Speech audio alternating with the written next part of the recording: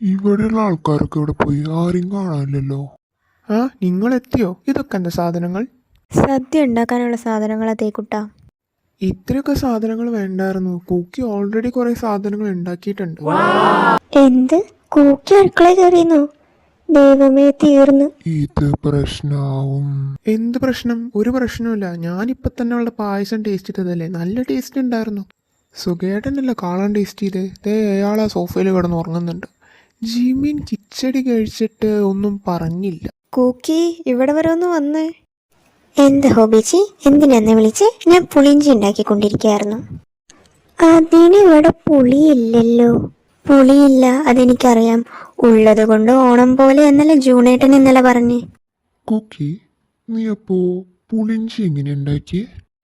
പുളിയില്ലാത്തോണ്ട് ഞാൻ പുളിയുറുമ്പിനെ പിടിച്ചരച്ചു. കാളം വെക്കാൻ തെങ്ങുമുണ്ടായിരുന്ന പച്ച കൂണെടുത്ത് ഞാൻ വെച്ചു. കിച്ചടി ഉണ്ടാക്കാൻ ചൊറീനിയിലെടുത്ത് അരച്ചു.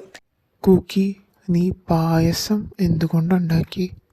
അതവിടെ താഴെത്തട്ടിൽ കുറച്ച് അരി ഇരിക്കണ്ടായിരുന്നു, ഞാൻ അതെടുത്ത് ഉണ്ടാക്കി. അത് ഞാൻ കോഴിക്ക് കൊടുക്കാൻ വെച്ച അരിയ, അതും പോയോ?